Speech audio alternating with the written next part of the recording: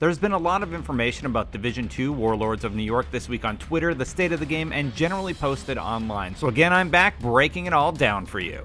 If you want all the info released this week, you're in the right place. Here are the most important bits you need to know.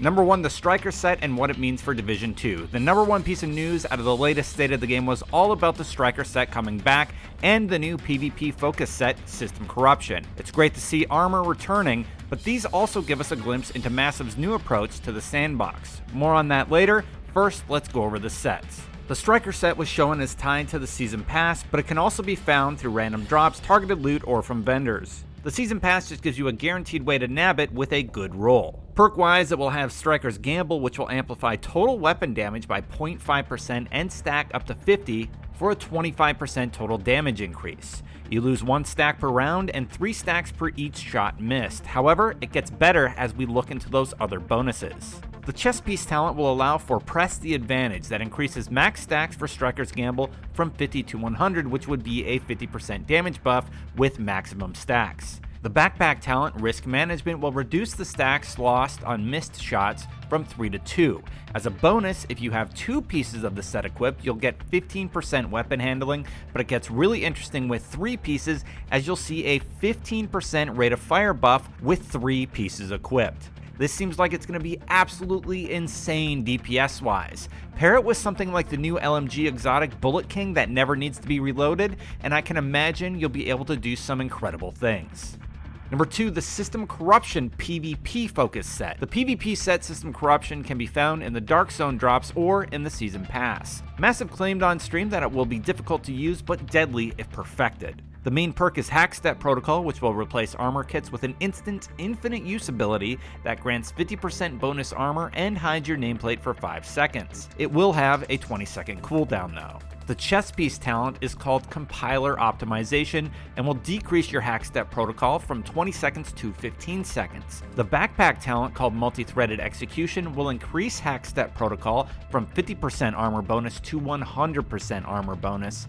With 2 pieces, you're also going to get a 15% armor bonus on kill. Get 3 pieces and you'll get the added bonuses of a 40% disrupt resistance and a 40% pulse resistance. So basically, you can preemptively pop this new ability, have twice the armor, start shredding your target, and then get 15% on each kill. I'm willing to bet pairing this with some of the new overcharge abilities is going to make it a top contender for a PvP powerhouse build. Number 3, armor changes. To me, what they really showcased during the state of the game and afterwards is how they're doubling down on endgame in interesting ways. They even said as much during the live stream. Endgame was one of the main design pillars for Warlords of New York, and it shows. It's reinforced by the massive rework of the sandbox in both armor and weapons. Armor-wise, when we see they've designed sets for PvP and PvE, it says a lot about what we can expect in the game's future. Comments from Thylander and Nupins have reinforced this when discussing the specifics about what to expect. For Thylander, high armor players shouldn't have access to crazy damage anymore, so that's a start.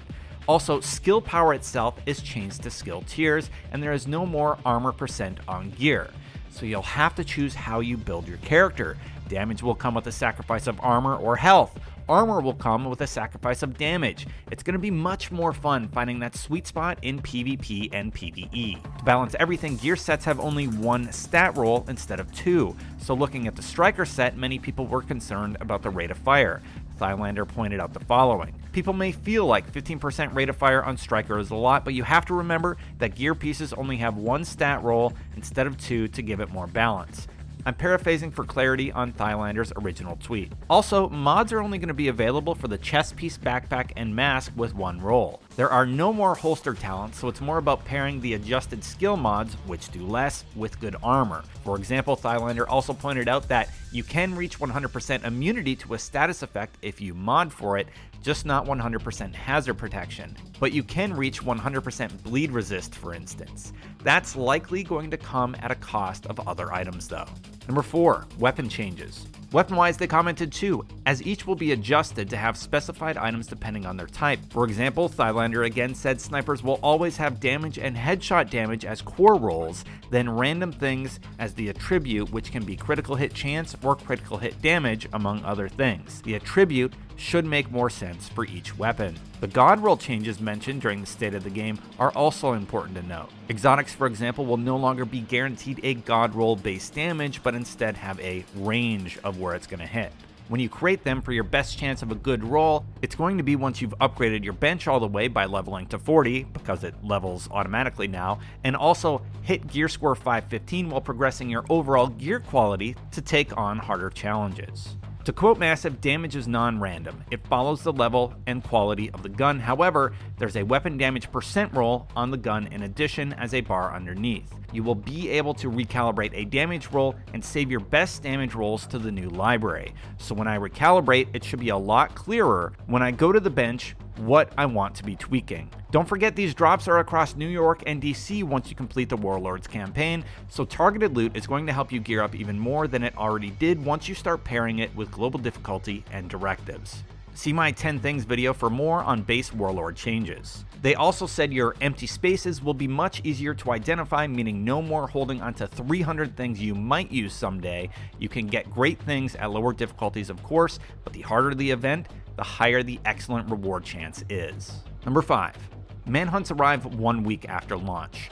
You'll likely be focusing on all the new systems introduced at level 40, which you'll get to by completing the Warlords campaign. Massive's plan is to give us a week to play with the new systems before they introduce the next layer to the game, Manhunts. These events will open with a briefing on the target as they take over sections of DC where they've aligned with a hostile faction. As you whittle away at their network by clearing control points, bounties, and replaying missions, you'll get narrative updates about them.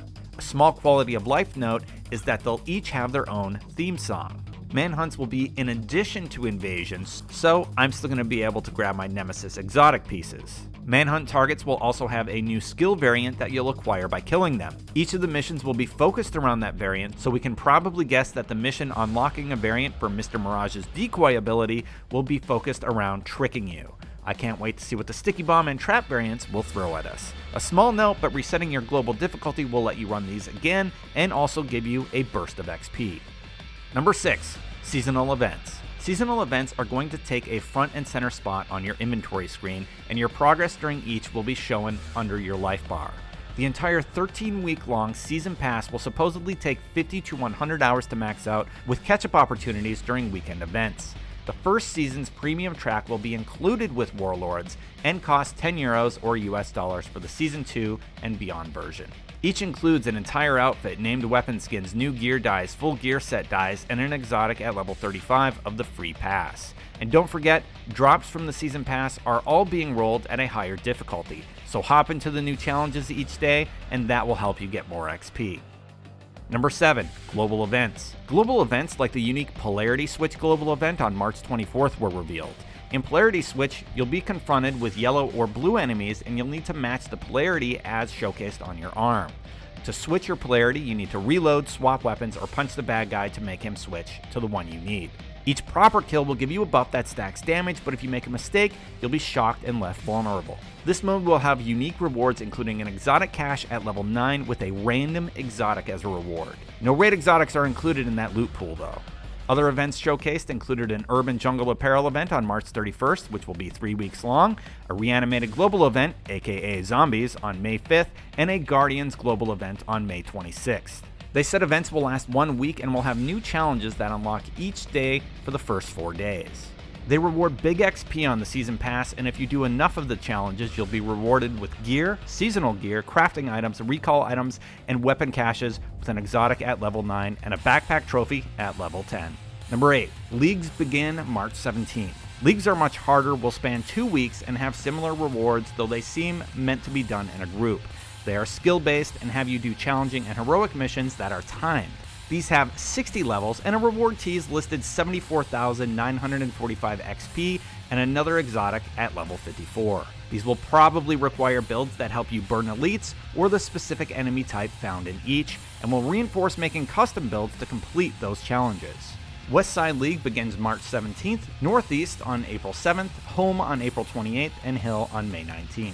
Number 9. General quality of life notes. Some general notes that didn't really fall into any category included projects that will include both daily and weekly versions for both PvP and PvE, and they can now be done in the field. No more need to run back to the base to complete them. All the gear we mentioned from the Season Pass can also be earned earlier in the loot pool locations. So if you want that mask, hop into the mask targeted loot section of the world. And everything unlocks at level 40, like bounties which don't require target intel anymore, activities, shade levels, and more.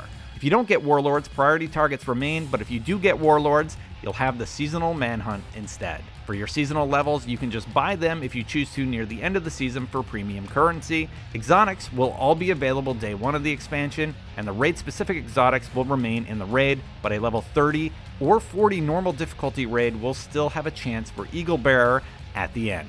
I'm guessing you'll want the level 40 version though. Number 10, Warlords start time, March 2nd, 2020. Warlords of New York will become available to PC players an entire day early, meaning you can start playing after maintenance on March 2nd, 2020 at around 12:30 a.m. Pacific, 3:30 a.m. Eastern. You can also preload the expansion during this downtime. Console players will have to wait until March 3rd at 12 a.m. local time. So this is my last video created pre-release for Warlords of New York, so expect more after launch. Thank you so much to everyone who's watched or subscribed because of this new content. I had no idea that would happen, but thank you. I hope I can keep making great content for you that cuts out the filler. Don't forget to subscribe and hit that bell for the next one. Until then, I'll see you online.